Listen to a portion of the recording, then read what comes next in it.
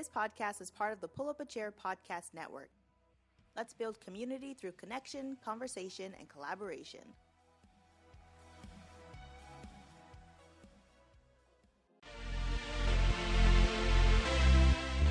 This podcast is sponsored by Lever Consulting, editing with a purpose.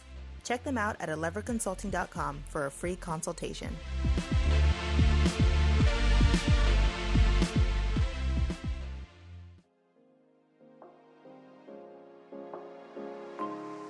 What does it mean to be happy? 'Cause it looks like we all don't know. Glass half full or empty. Man, we just putting on a show. Hi, I'm Jake, And I'm V, and you're listening to the It's Working podcast. where we take deep dives into mental health, breaking stigmas, and starting conversations. Oh, you know, I try to find a purpose in my life to drive me, to guide me. Oh, doctor, I feel dead inside. We are not healthcare professionals, and our opinions should not be taken as facts or as medical advice. To see any sources, resources, or study we speak about in this podcast, please check out our website, linked in the description of this podcast. If you or a loved one is struggling, there is hope and there is help. Some helpful resources can be found on our website, linked in the description of this podcast. It's Working Podcast is a production from the Pull Up a Chair Foundation. All opinions in this podcast belong to our hosts and do not necessarily reflect the views of the Pull Up a Chair Foundation. Oh, I forgot. I wanted to open with a joke. Oh, sure. I'm in the middle of a threesome with a religious guy and a polyamorous guy. My husband's nowhere in sight. What's the punchline? My husband's nowhere in sight. Oh my god. I told Mike about it, and he looked at me. He's all like, Ryan's gonna go like this. That's exactly how he called it. That's exactly what I was gonna do. He did. The face palm is real. I don't know who tolerates me more, you or my husband. I think we collectively tolerate a great deal. It shifts. We each take turns carrying the load. Okay, I'm here for it. All right, welcome, listeners. This is their first ever crossover episode, and I've already made them both exhausted. Well, you gotta start somewhere. Jake and Ryan from both of the podcasts are in this beautiful crossover episode, but we're posting it on the It's Working Mental Health podcast because most of it's going to touch on mental health. There will be an episode on the Cringe YouTube channel about some mean things that I did to Ryan, mostly with glitter. Ah, yes. That was a lot of fun. I temporarily became a clown. You temporarily became a clown, and we had a conversation about relationships. So check that out. It'll be released at the same time as this episode. Yeah, should be good. But, well, the man of the hour, Ryan, please introduce the topic of today. Today's topic is polyamory. To define polyamory is a subset of ethical non-monogamy. And ethical non-monogamy is any relationship in which two or more consenting adults agree that one of them can become romantically or physically involved with other people besides their partner that they're already seen. Okay, that's very precise. We're like a minute in, I already learned something that I had no clue of walking in. That's amazing. Yeah, it's an interesting thing because I think polyamory is the term that's being thrown around. It's been thrown around for a little longer now, and I think it's something you hear more often, but people are starting to move away from that term and just use ethical non-monogamy instead. But ethical non-monogamy is kind of a broader category because ethical non-monogamy also includes things like swingers or people who just are in like... So to differentiate, swingers are typically people who are in a relationship or a marriage where they have physical relations with people outside of their marriage, but that doesn't necessarily mean that there's a romantic component. Gotcha. Usually there's not. And if there is a romantic component, then it usually falls into the category of polyamory. Some people use these definitions differently. And so like, if you feel like this doesn't, like, oh, this, you don't agree with this, that's fine. I don't think these are hard and fast definitions. This is just how they're colloquially used most of the time in the groups that I've known. So a lot like the terminology in queer relationships. Terminology is always changing. It's always evolving. The language is always evolving because when you have groups like this that are, small or marginalized, it's hard to define things clearly because so much of it is word of mouth, Yeah. It's not mainstream. We could definitely do a whole episode about terminology and queer relationships, having at least 2 queer people in the room. I don't know where you fall, Jake. I asked about your religious points of view, but I never asked about your sexual preferences. Not that you have to share them. Right this second? You don't have to. Okay. I think I'll need to think on that. Okay, yeah. I will never force a person out of the closet unless it is myself. Yeah. I don't fit. I'm a little too fat right now. Oh my gosh. Here we go.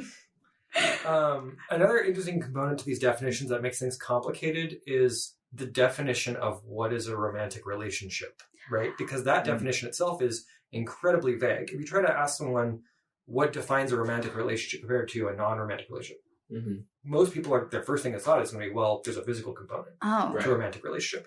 But that's not necessarily, you can have a physical relationship with someone that's not romantic. And defining romance is actually very difficult. It's kind of like the porn conundrum, where it's actually very difficult to define pornography, but it's very easy to identify it when you see it. Most people feel the same way about romance. It's hard to define what a romantic relationship is, but if you're in one, you tend to know you're in one, and you tend to be able to recognize them in other people. Interesting. You're making me think. Yeah. That always happens. Okay, I got a question, though. Yes. How does polygamy fit into all this? Polygamy isn't related to polyamory, other than that it is another form of non-monogamy. Okay. Hopefully ethical. But polygamy specifically is the act of a male having multiple female wives. Okay. And then polyandry is the reverse, where a woman has multiple husbands.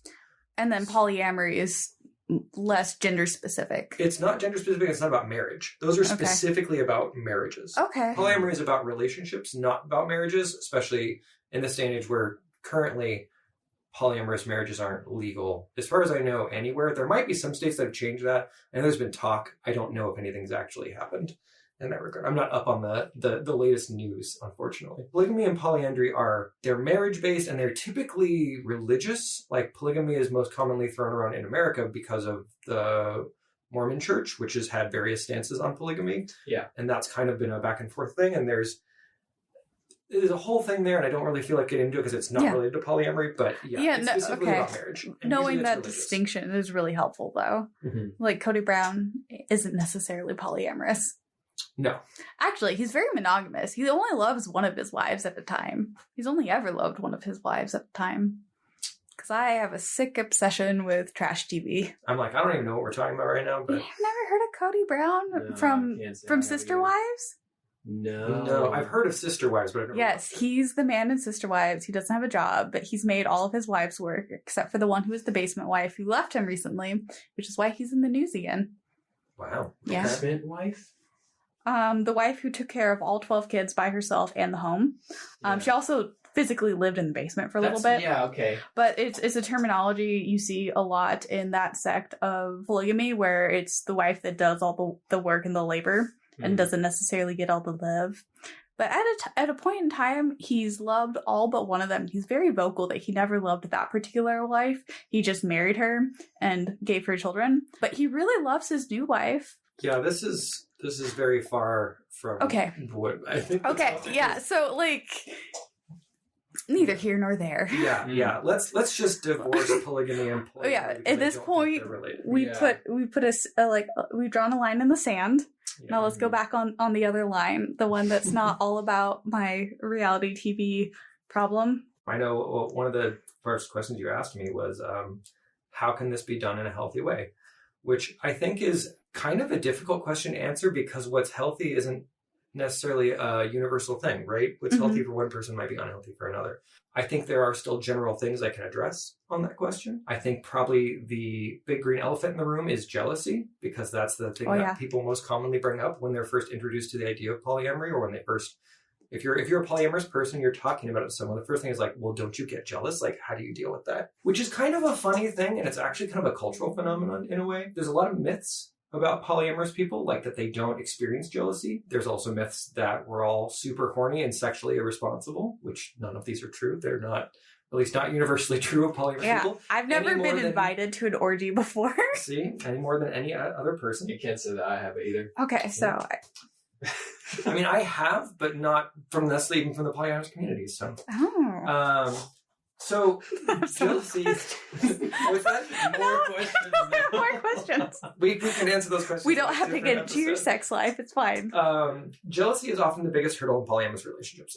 It's something that we all experience, and learning to manage your jealousy is an important part of entering into any form of non-monogamy, whether that's polyamory or being a swinger or anything, right? I throw the term ethical non-monogamy. I want to clarify what I mean by that is that it is consenting and everyone is aware, right? So there's non-ethical non-monogamy, which is things like cheating, right? People who are adulterating, cheating, whatever, that is it's unethical, right? Yeah. There obviously we have the ethical conundrum of this person is not aware of it and would not approve of it. And if you guys want to hear his rant on cheating, there's a few different episodes on the Cringe With Me podcast where you lay into people, and it's glorious. So this is a funny thing because a lot of people are like, oh, well, if you're a polyamorous relationship, you can't cheat, which is absolutely false, right? If you're entering into ethical non-monogamy with people where you're having relationships with multiple partners, you can cheat because there is communication involved. There is a sense of fidelity to those relationships. Yeah. And if you're, going around and sleeping around with someone else and not telling your partners, any of them, or only some of them, you are cheating, right? Yeah. Unless there is some arrangement in your relationship that allows for that kind of thing, that's a form of cheating. And that's where the communication and the healthy relationship thing that you brought up earlier comes in. Right. So yeah, communication, open communication, setting clear boundaries. These are incredibly important tools in non-monogamy of any kind, especially polyamory. And, again, the jealousy thing I think is probably the one I want to hit the hardest because jealousy frequently stems from insecurities, right? When we feel jealousy, it's usually because of some personal insecurity that we have that's manifesting in an emotional response, right? Perhaps it's physical insecurity. We're worried about the other people being more attractive than us. Maybe they're in better shape. Maybe it's something about our own body image, right? Or maybe it's traumatic experiences from being cheated on. And so just the idea of your partner with someone else triggers that same emotional pathway that makes you feel cheated on, even if it's something you are agreeing to and are saying is okay. Often people who enter into the polyamorous community find that the amount of work that goes into managing jealousy can be shocking, and it does deter some people from sticking with that. Those that stick with it, however, do find there's a lot of benefits to that self-work. It extends into other aspects of your lives because jealousy isn't something that exclusively happens in a relationship, right? We have jealousy in our jobs when people get promotions and we don't, or when we feel unrecognized for our work and someone else does. We feel jealousy in monogamous relationships. I've been in monogamous relationships for more of my life than I've been in polyamorous ones. And I can say that, you feel jealousy in a monogamous relationship too. Someone interacts with your partner in some way that makes you feel a feeling. You're feeling jealousy, and that's okay. The other thing is jealousy is a very normal and natural emotion like anything else, right? When you feel anger isn't inherently bad. It's just it's a feeling, and it's okay to feel that feeling. It's what you do with the feeling that matters, right? It's how you respond when you're feeling angry that matters, and the same is true for jealousy. But society, unlike anger, doesn't give us tools to handle jealousy very well. It's treated very different than other emotions. Because, let's say someone gets angry frequently. Do we say, oh, this is totally valid and it's fine? No, we say, maybe you should take some anger management classes. Maybe you should talk about this anger. Have you ever heard of jealousy management classes?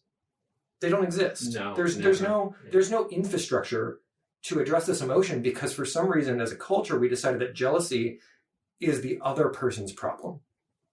When we experience jealousy, it's because someone has wronged us, not because we are feeling a feeling. Whereas if we are angry at someone, very often the question is, well, what did they do? And why are you so angry? And maybe your anger is the problem. So that's, one way our culture does not prepare us to handle jealousy well. And because we don't develop those tools from a young age like we do with anger, where kids throw tantrums. Not everybody develops those at a young age. That's a fair point. Not everyone develops those tools, but the tools exist, right? Yeah. Like when a kid throws a tantrum, you talk to them and you talk them down from their anger, you attempt to. And a lot of people learn to process that feeling better as they get older. Jealousy isn't taught that way. It's not how we handle it. Another kind of aspect to how you enter into some kind of non-monogamous relationship in a healthy way is cultivating compersion. This is a word that's thrown around in the polyamorous community, but Both it's just gave the same one. I can tell this is not a term you've heard. Compersion, it's probably easiest to describe it as the opposite of jealousy and possessiveness, where compersion is feeling joy in someone else's joy, specifically, in this case, your partner's joy. So when your partner is dating someone else or having relationships with someone else, and you see the happiness that those relationships bring them, you feel happy for them. Doesn't mean you stop feeling jealousy. Doesn't mean you stop feeling that possessiveness. But it's another feeling subset. And when like a lot of polyamorous communities talk about how you cultivate that emotion and give it, feed that fire, right? Yeah. Give it fuel, support that emotion, while at the same time managing your jealousy. And a lot of times people find that over time, they find themselves find it easier to feel positivity about their partner seeing other people and find their jealousy easier to manage. Whereas at the start, it can be quite daunting and very distressing. So compersion comes in and sort of like combats the jealousy until then it becomes more of like a natural response of like feeling joy first rather than feeling like you're missing out or and not always first, but it's training your mind to have that response to something, right? It's training yourself to respond in a way where it's like, oh, they're really happy. And even if it's not something you feel all the time, because I've been doing this for years and I still feel jealousy. It's still a thing that affects me pretty strongly sometimes. But I do also have moments where I feel really happy for my partner, where I'm like, oh, like this really brought them joy. And like, I've even been in situations where, gone on like a group outing somewhere, like going out to bars or whatever.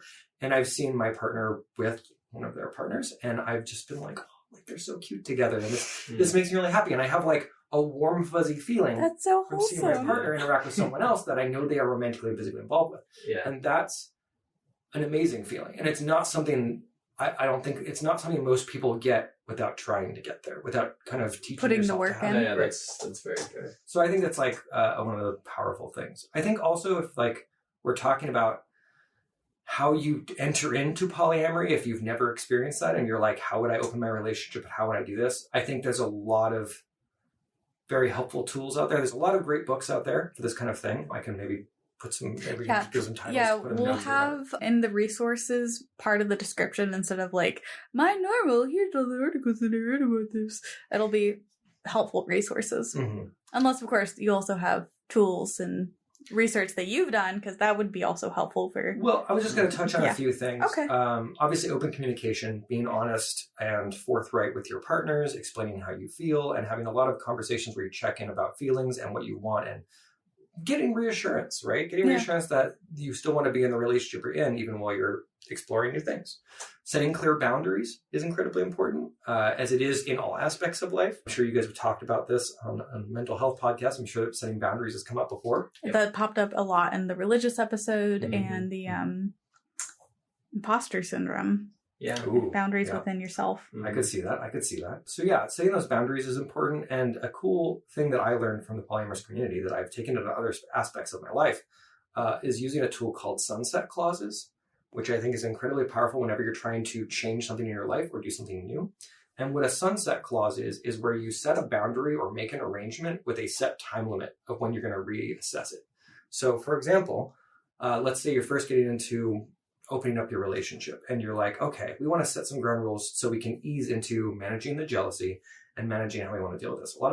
Some people just, they go ham right away, right? They're like, cool, I'm going to go have sex with this person and I'm going to date these 3 people and like, woo, having fun.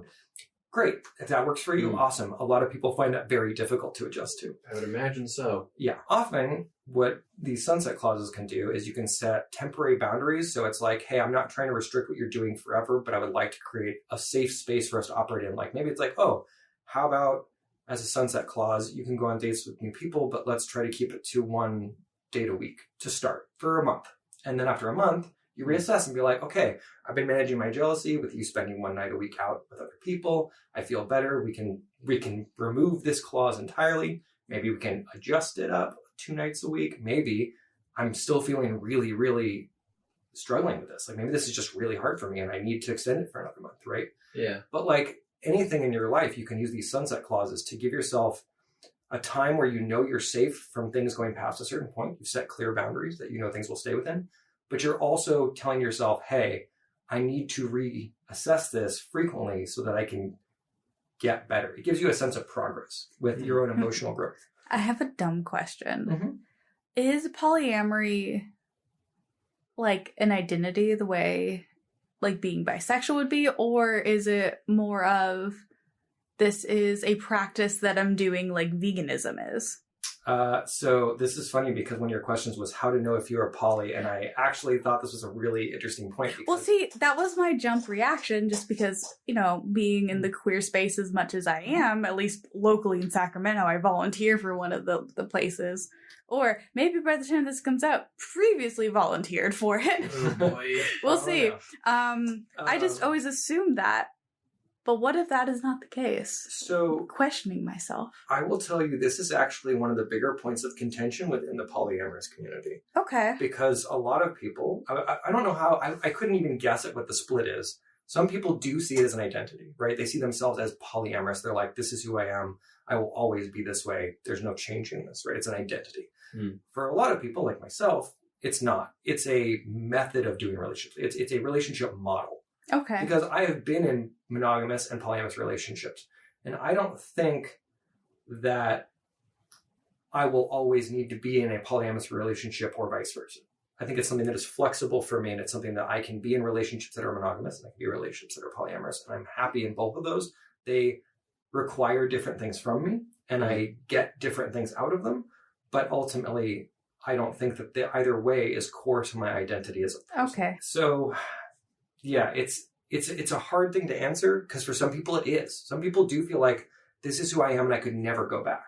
A lot of people feel that way, but not everyone does. And so I can't 100% answer that question. I can only say for some people, they might feel like it's an identity. And I think if you feel like it is, it is. It is for you. Right? But that doesn't Yeah. mean that everybody in that community also, in the trans community, some people feel like, you know, I am definitely cisgendered. I am definitely transgendered. Some people are non-binary, but there's some people who just don't give an F. It's like, my body is my body. I don't view it as gendered. I just view it. It is. I pee out of this hole. I eat in this hole. Yeah, the living donut. Yeah. Donut. See, I've always thought of it more as a tube. Never heard No, of that before. we're actually a donut because there is one distinct hole that goes all the way through our body. We are built around it. That's why when the cells actually start developing into a fetus, they furrow into a donut shape, and then it grows into a human being. I'm That not is kidding, we are amazing. donuts. I love it. Okay, so yeah, some people view themselves as a donut. Like their gender isn't part of their identity necessarily. Yeah. But there's people like me where I am girl. Very much girl. The nice thing I can say is while there is contention Jake's about- face I'm still right on the now. donut thing. I'm still trying to unpack that. He's looking at me like, Yeah, we are donuts. It's more so like looking past and just sort of like I'm in my mind palace, like trying to unpack like we are donuts. It's a very interesting thing to like physically think about the fact that there is one continuous hole through your entire body, because we forget it because it's such a tangled maze, but it is one continuous hole. It that is. goes all the way through. And then we thinking have, about it is often like kind of like, what? Wait, really? well, and it also branches off in a couple places. Because there's a front sure. hole and there's a back hole. Well, we've gone really Well, off but track. one is not a continuous system. Because like your renal system is attached to your kidneys, and that's from your blood, so it's a whole different thing. Oh, see? Yeah. I So- can't believe I passed anatomy class. Well, I was I am a biomedical engineer, so Oh. this is what I spent too many years looking at diagrams of donut cells. So anyway, back to the point I had though.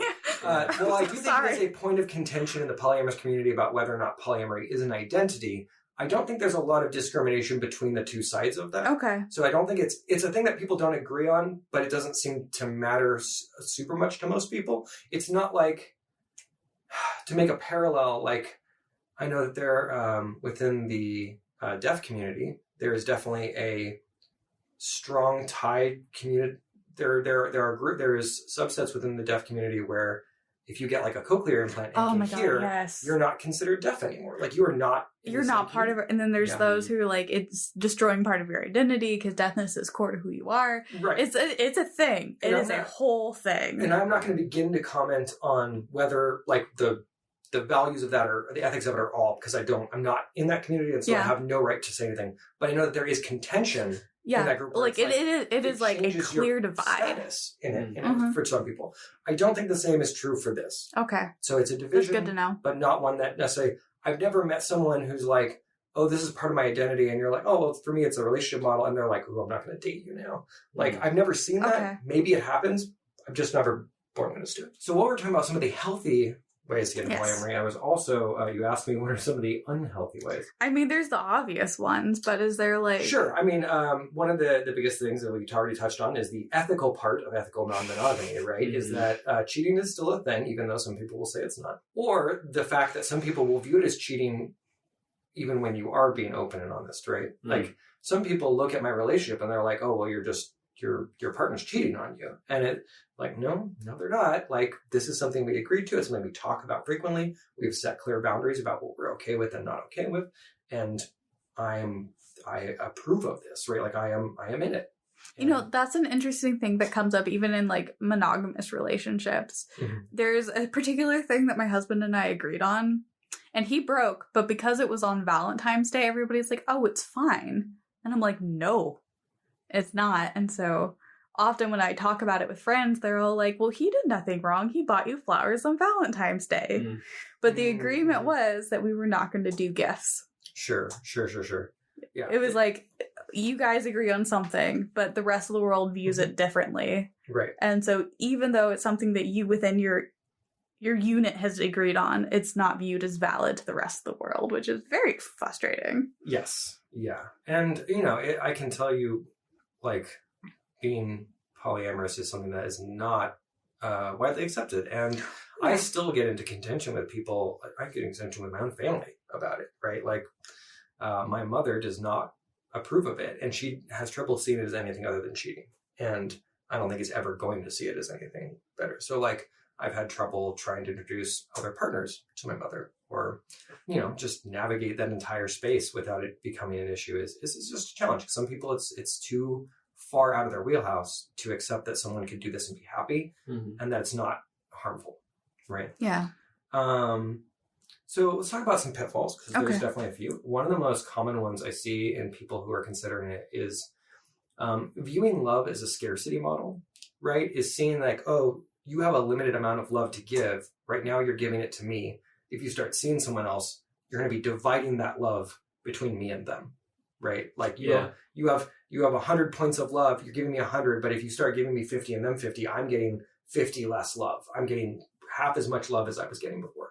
Yeah. And the reality is that's not how emotions work. Emotions are not, they're not a mana pool that you're spending to enact things. Yeah. You know, they are just feelings, and feelings are boundless. We don't run out of feelings. Mhm. We may become emotionally fatigued, but we do not run out of feelings. And so viewing it as a scarcity model is a trap a lot of people fall into. That's ultimately not true. And in fact, a lot of people find that when they are in an open relationship where they are having romantic feelings for more than one person, they find that those romantic feelings can even sometimes grow, or grow in ways they didn't expect, because you're also, when you're in an open relationship, you're having to extend your partner more trust in a way, right? You're having to rely on them to stay faithful in a way that is different than if they weren't seeing someone else physically and romantically.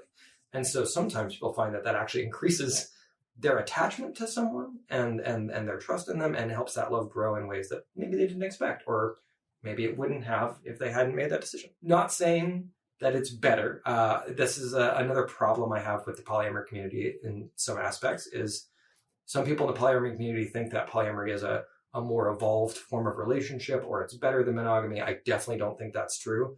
I think that what's the best is the relationship model that works for you, right? If you are happiest and most fulfilled being polyamorous, then it is the right thing for you. It is the best thing for you. And if you are happy and fulfilled being monogamous, then that is the right and best thing for you. Okay. Right? So from your opinion, it's not... I'm trying to figure out how to phrase this.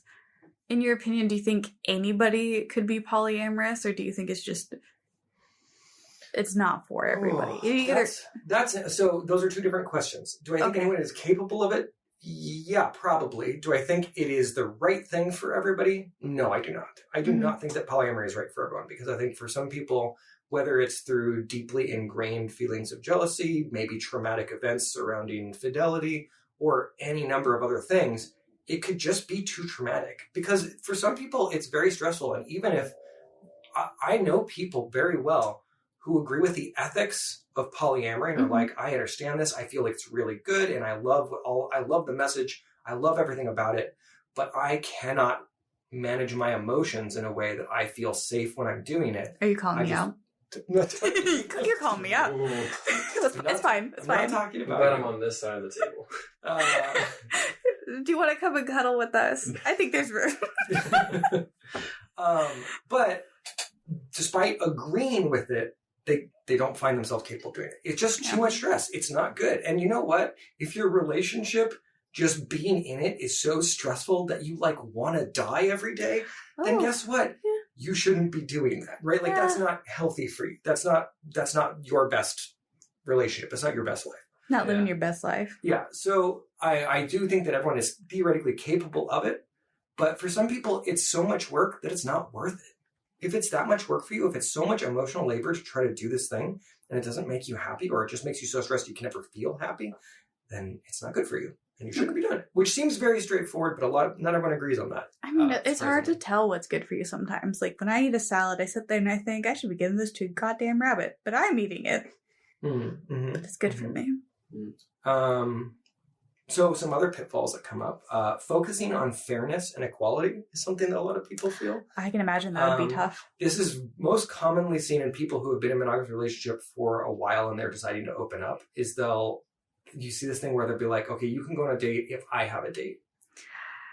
Right? Like they'll schedule their dates for the same day and they'll be like, we only go on dates and it's like, you can't have 3 partners. I don't even have one other partner right now. Like I can't find a date or whatever. And so therefore I don't want you dating until I have this thing. It's like this idea of keeping it fair or balanced is going to make things somehow more ethical or more safe.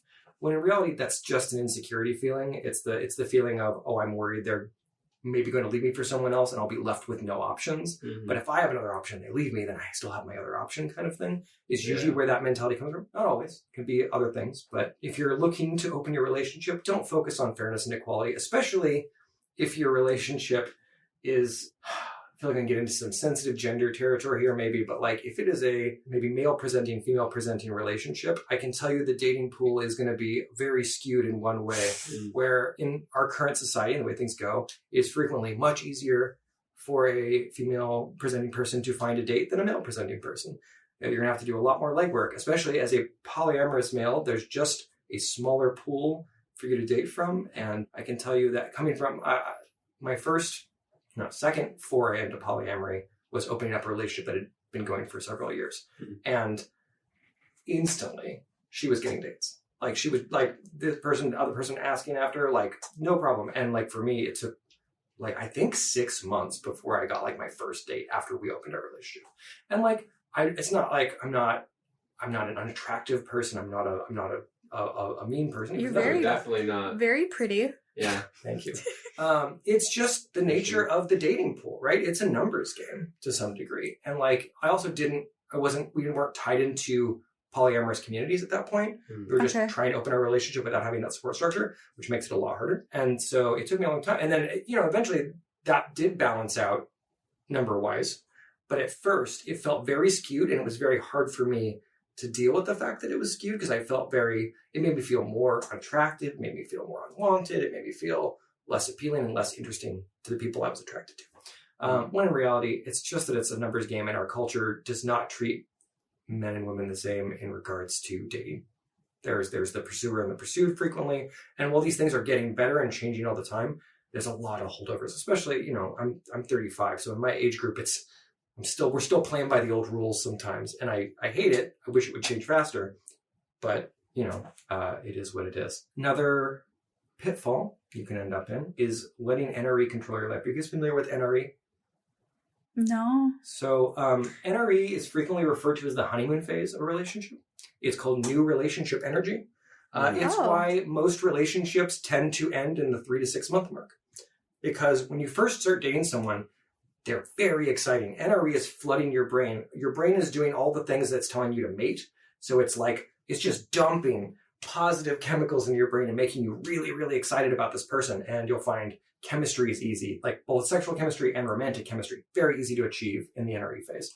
You're going to be excited about this person. You're going to think about them all the time. Your brain is going to make you think about them all the time, right? It's trying to tell you like, potential mate, this is good. This is good. You want this, right? There's a drive, chemically speaking, in your brain. And this is not like a sex thing. It's not a gender thing. It's just a brain thing of like, if you're attracted to someone, you want that aspect of things, right? Like you want to be near them. And NRE can be very powerful. And if you're in a relationship that's been going for several years, say, and you start dating someone new, the feelings you feel for this new person will be very different than the feelings you have for this established relationship. Because if you've been in a relationship for 3 years, the NRE is gone.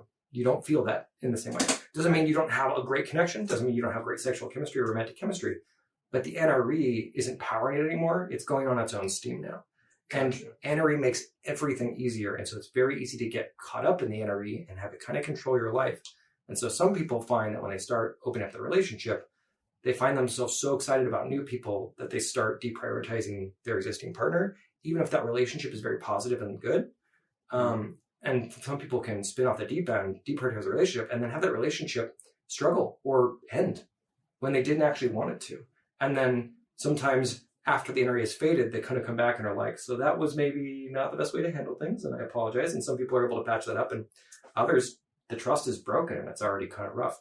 So a word of caution is not to let that NRE control your life, right? It's not to let it to run you rampant. It's to keep in perspective that like the relationship that you have already, whatever relationship you're already in, that you have built up, are valuable, and to make sure you're still giving those time and energy, which even if sometimes that feels like not the thing that you want to do because you have these urges, this desire to chase the new thing. And this is something that people in polyamory feel even when they're in multiple relationships. I've known people who've been in like 3 committed relationships for years, and they meet a 4th person and they're like, oh, NRE. And the other people are like, hey, like, hold on, please come back. Like, we get it. NRE's fun.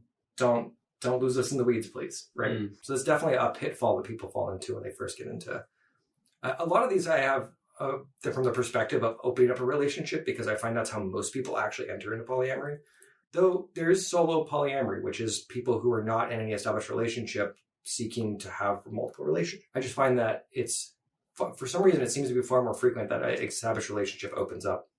And seems to be the thing I see the most often. That's probably because a lot of American culture is pushing towards, you need a partner to be happy. Yeah, Period. There is that. I see a lot of my single friends struggling because they feel like they're getting pressured into relationships that they're like not quite ready to commit to. So there's a term for that that's thrown around a lot, which is called toxic monogamy culture, which is not to say that monogamy is toxic. I want to make sure that's very clear. Monogamy itself is not toxic, but there is a toxic aspect to the way some people do monogamy or the way they push it on others. In the same way that I think there are toxic polyamory. There's toxic polyamory culture too, which is the one like where polyamory is the more evolved relationship and you just can't manage your jealousy. That's why you can't do what I'm doing. That's toxic polyamory culture. Toxic monogamy culture is you need to be in a relationship to be happy. It needs to be a committed relationship. It needs to look this way. And if you're not doing this, it's a failure on your part. You have failed to be a good partner. You failed to commit. Oh, I failed. I can't cook still. I'm almost 30. Well, then we're getting into gender norms too, and it gets you're going to make it even more complicated. But there is in any cultural aspect of anything, there's going to be a bad side of it. Oh, yeah. Like even body positivity has its moments. Sure. Which I don't think we've done an episode on either podcast about the BOPO movement. I know that's something you have a lot of feelings about, so I'm sure it's going to come up. Oh, wow. I'm surprised it hasn't yet. Eventually. I have not heard these opinions yet. Oh, well, it'll be a different episode for different day. I only heard them the last time we were recording, so... if you want, that could be another crossover episode. Well, we could. I mean, I don't know enough about the topic, but I'm happy to sit in if you guys... Oh, I could... Okay, so instead of you being the person of the hour, it'll be me as the person of the hour. Oh, man. You poor unfortunate souls. I like it. All right, continue. So one of the questions you'd asked me was non-romantic relationships with poly individuals. So how do you be friends with people who are polyamorous? Which I already... Yeah, I mean... Yeah, but I feel like friends. it's a conversation that should be brought up. Yeah. So, like, if you have... Then maybe polyamory is not for you, but you have family or friends that are polyamorous. Here's some things you should know. Don't treat them differently or slut shame them. Don't always assume that they are always seeking new partners or trying to sleep with you, because that is a thing that people do very frequently. I have run into that problem a lot, where I explain to someone like, oh yeah, I'm in an open relationship or non-monogamous, and they're immediately like, oh, so you like hitting on me? And I'm like, nope, no, I'm not. And it's so funny because we assume, if you find out someone's in an open relationship and they can see other people, people jump to this idea that they want to date me. If you talk to a friend who is single, you don't make that assumption. You obviously have not been hanging out enough in the queer space, because that pops up a lot. Oh, you are also gay? Well then, you must obviously want my penis. So I agree that the logic. I agree that there is it is a thing. It's a through line, yeah. It is. there is a parallel in the queer space, which I think has to do with there being a smaller dating pool.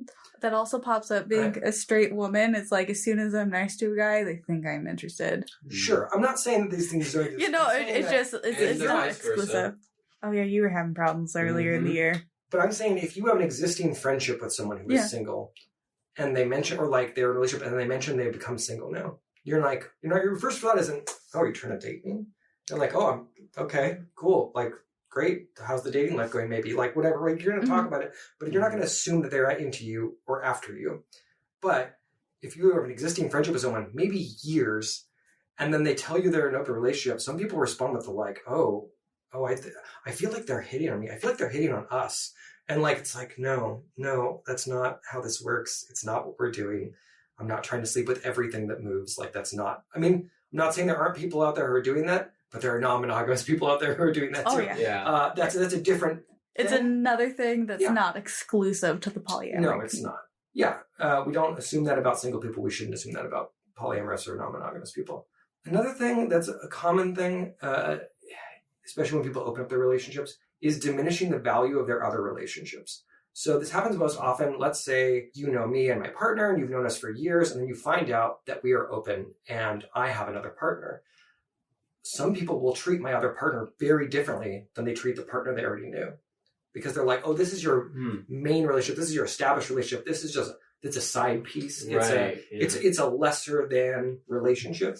And they will treat them differently. Maybe they will be like, I don't want to be friends with them. I don't want to know them. I don't like, or they'll be rude to them because they'll like see them as like the stereotypical like the other woman kind of thing, right? Where it's like, oh, you're the person who is tearing apart their relationship. You're breaking up their marriage or whatever, right? Which is, exactly. A lot of people have that response, and it's not a good response to have. You're actually being quite cruel to someone who has done nothing wrong and is not doing anything to harm you. It's kind of also trying to, like, people will try to create a hierarchy. This is a thing. So hierarchy does exist in polyamory to some degree, right? There are relationships that are hierarchical. There are those that are not. So some people are very egalitarian in the way they treat their partners, and they're like, I have multiple partners, I kind of treat them all the same, I see them about the same time, whatever. It's not hierarchical. Some people are like, oh, we have a hierarchical relationship, like we've been married for 10 years, we're always going to be us, but we also see other people, but like maybe if I ever was put in a position where I had to choose or something, I know what I would choose, or like maybe this person has privileges that the other ones don't, like I will have kids with my wife, but I will never have kids with another partner. When you start bringing children into polyamory, it gets a little more complicated. Or maybe like I have my one partner that I see, I have several other partners, but when I do holidays, I always do it with my primary partner. The main partner. Right. The term people often use is primary. Primary, okay. Yeah, so some people are in a hierarchical relationship, but they have a primary partner. Not everyone does this, some do. But if you are on the outside of this, try not to create that hierarchy for them, because let them make their own relationship decisions. Yes, yeah. That just makes sense, yeah. Also, coincidentally, you've officially answered all of my questions without me even asking them. So that's cool. But like, if I've been silent this whole time, it's because you always ask the question, or you've answered the question right before I'm gearing up to like ask it. You just jump right in. Well, so I did write 2 pages of notes trying to prepare for this, because I didn't want to do a disservice to the polyamorous community by, spelling things out incorrectly or making too many mistakes. I'm sure I have. I know I've probably said something that have bothered some people. And I hope Probably nothing as bothersome as I've said. Well, you are the inflammatory one of the two of us. I can't help it. I don't know. Out of the people in this room, who currently has hair the color of fire? I was trying to go for strawberry blonde. Most inflammatory. Someone needs to gift you a big wooden spoon because you like to stir the pot. So. I do stir the pot. You know, I love you, but sometimes yeah, I can get cheeky. You do. No, nobody can push my buttons like you can. Well, not even my husband, who has tried. I have that effect on people because I lure them in by being very nice, and then once they were really nice. Then the snark will come in, and it's because when we met, there was a creeper on me, and you just kind of like claimed me, and it was great. It was like, oh, I'm protected by another stranger from a stranger. I forgot about that. Yeah. There was somebody creeping on you the whole time. Yeah. And it was another. I'm gonna out myself. I did not intentionally mean to save you. I was just trying to talk to you. You I did had no save idea me, it was though. driving this person away. It did. I'm glad I did, but I didn't see the situation for what it was at the moment. So hey, happy coincidence. No, because the bartender at the tap room that we were at, who I'm like very good friends with, was like, you guys were giving off relationship vibes. Which a lot of people think of that because we are very affectionate towards each other. And I'm wondering if like maybe it's the polyamory in me speaking that I tend to give off relationship vibes with everybody. I think I'm very open. I can be not just like affectionate, but like just open with people, and I think that tends to give off the vibe that I am closer to people than I sometimes am. Well, I mean, I claimed you immediately. You're just like, oh, this is my human. Yeah, you're like friend. You have no choice in the matter. I will bother you. Yes. I will text you. You do that a lot. I do. I claim people. I was all like, I see you. I think I like you. You are mine now. I think that's a behavior that I see from people. I hope you accept. It's often an introvert thing. Actually, is like introverts would be like, but then they see they're like, yeah. I think it was actually a TikTok meme that was going around. It's the soundbite. Like it's those are good. I liked. Now I have most of my men in a room together, and it's great. Yeah, and again, my husband is not in here. I'm surprised he did. I mean, I feel like he could have added some to this conversation too. Well, him and I are starting a series on the Cringe With Me YouTube channel where I just try to make him uncomfortable once a week on Mondays, and it's going to be called Mondays with Mike. I don't know if it's going to be live by the time this episode is out, but if you aren't following that YouTube channel, that's where all the fun stuff happens. It's where I paint Ryan's face. We also talk about less cringy stuff than we do at the other podcast. And eventually we'll do more stuff. Yeah. As soon as we get more monetization on here, it's going to be a little better. Yeah. A little better. So are there any more questions you guys have for me about polyamory or ethical non-monogamy as a whole? Everything that I came in prepared with. Okay. Like, one by one, just knocked them down. So I was good. I feel like I monologued a little too much. I mean, we were coming to learn from somebody actually in the community. That's fair. Yeah. Fair. So we like to end this podcast with a word of advice. You should be the one giving the advice because we're just learners here. Yep. Oh, okay. So is it like specifically a word of advice regarding regarding the topic? However you would like to approach that is up to you. Okay. My word of advice would be, regardless of your relationship model or what you want out of your relationships, always openly communicate with your partner or partners. It will save you so much headache if you stop trying to pretend that you feel a different way or fight your feelings and instead communicate them openly. You will find that your relationships will trend in a way that is more positive for you and them. Okay. Excellent. That was a good one. Thank you for listening, the dear people who are using their ear holes to listen.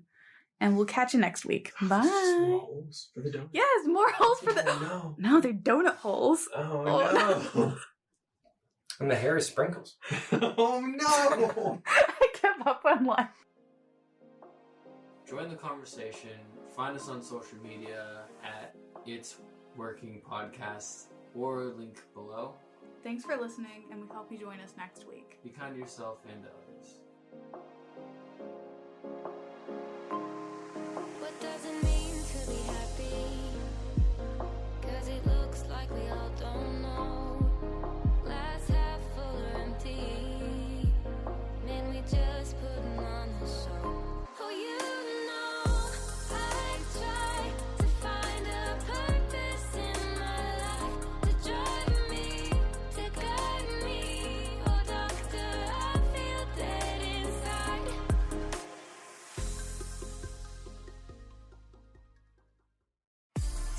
Do you shudder internally when you witness a Karen going off on some innocent service industry worker? Do you consume bad fan fiction and or have tattoos from your favorite TV shows? Do you strain to listen in on the awkward date stories of strangers? Is your family the worst and you just don't want to feel alone? Then we might have the podcast for you. Cringe With Me, the podcast where we dig up the cringiest articles, questions, and tidbits of human culture to review with you, our listeners, so you can cringe with me. Look up Cringe With Me on your favorite podcast directory. Only one way to know. Only one way to